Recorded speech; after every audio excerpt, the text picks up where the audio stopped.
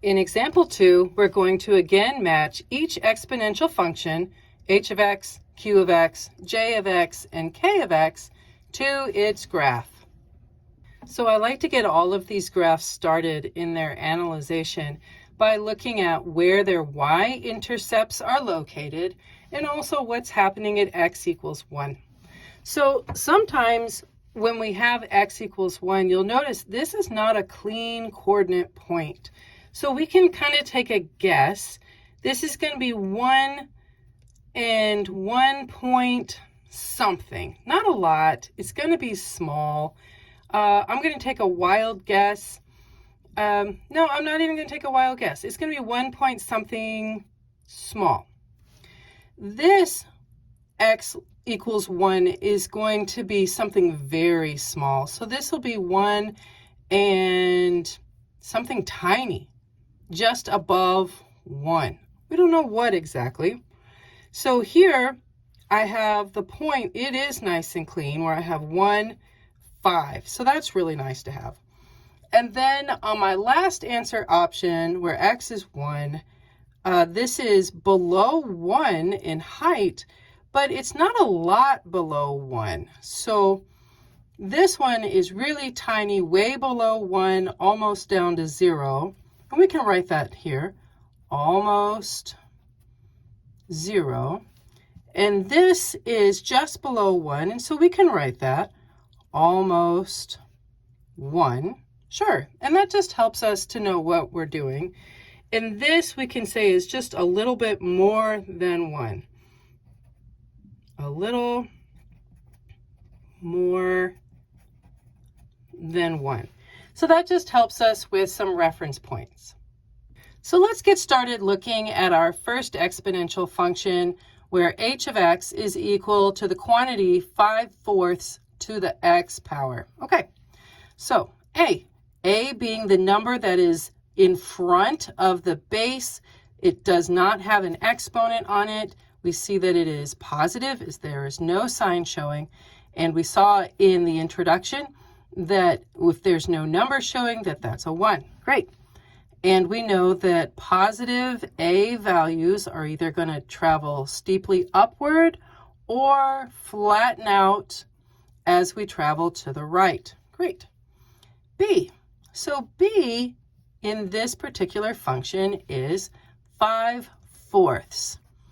Now this, if you don't think in fractions, if you only think in decimals, then you could transfer this into a decimal, and it is 1.25. A quick way to remember that this is greater than 1 as just a fraction is if your numerator is bigger than your denominator, which it is.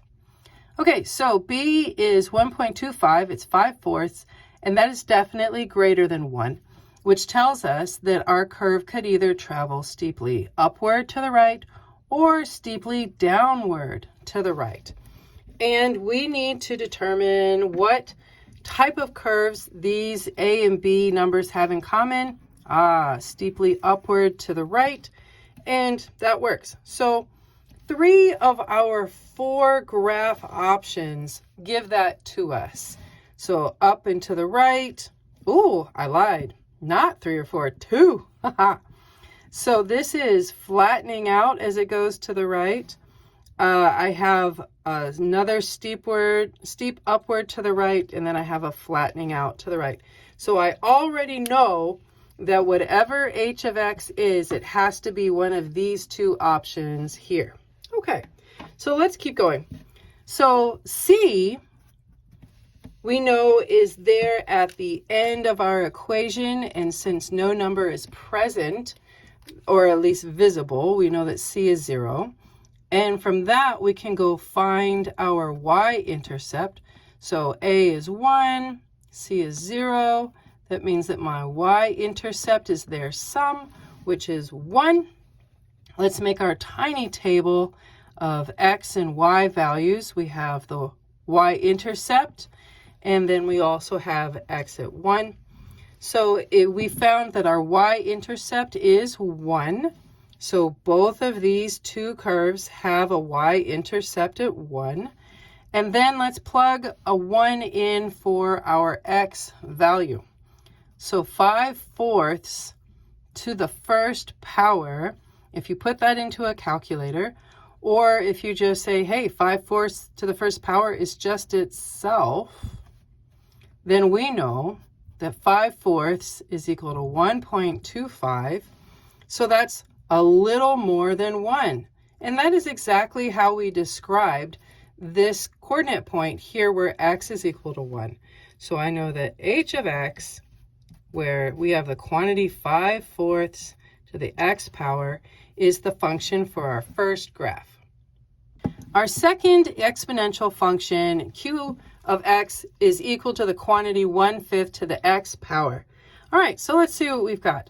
We know that a is still the number in front of the parentheses, and since nothing is visibly present there, we know from the introduction that's a +1, and it is going to travel either upward steeply to the right, or it's going to flatten out, bottom out as it travels to the right. And then b is 1/5. So here my numerator is definitely smaller than my denominator, which means that 1/5 is less than 1. If you think in decimals, then you could say, oh, this is 0.2, if that helps your brain.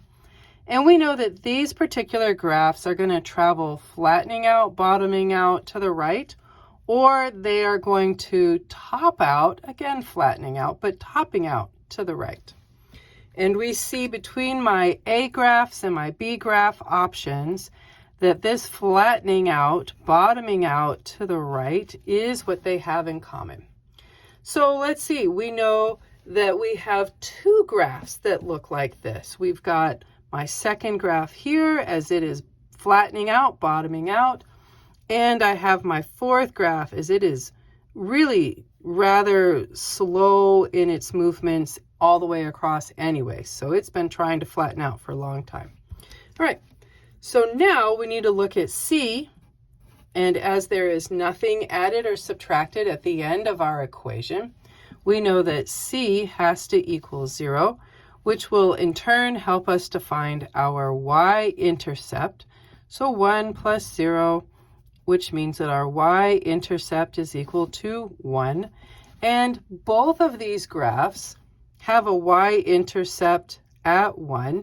So that hasn't narrowed the search at this point. Okay, let's make our tiny little table of x and y, where my y-intercept is at 1.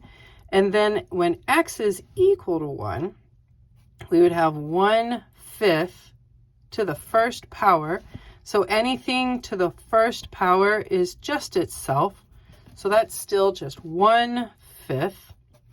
And that is a tiny little number, like almost 0, tiny little number. So if you needed a decimal value, 1/5 is equal to 0.2. It's 2/10. So almost 0, there that is, up here at the top, that is my descriptor right there, almost 0. And so that means I've got q of x is equal to the quantity of 1/5 to the x power. And we can even label, we can fill in the blank of, hey, that was a 0.2. And while we're at it, we can go back and we can fix this of 1.25. There you go. All right, let's look at j of x, which is the quantity of 4/5 to the x power. Let's see what that does. So let's start off where we always start. A is equal to a +1, as it is understood where there is nothing showing before the parentheses that is a +1. And we know that means our graph is going to travel steeply upward to the right, or it's going to bottom out and flatten out as we travel to the right. And b is equal to 4/5. So 4/5, my numerator is smaller than my denominator, which means that this is less than 1, but it's pretty close to being equal to 1, as 5 divided by 5 would be 1. So, okay, so this is less than 1, which means that we are going to travel down and to the right as we bottom out, flatten out, or up and to the right, bottoming out, topping out, flattening out. And again, we see what A and B have in common is this flattening out as we move towards the right. Great.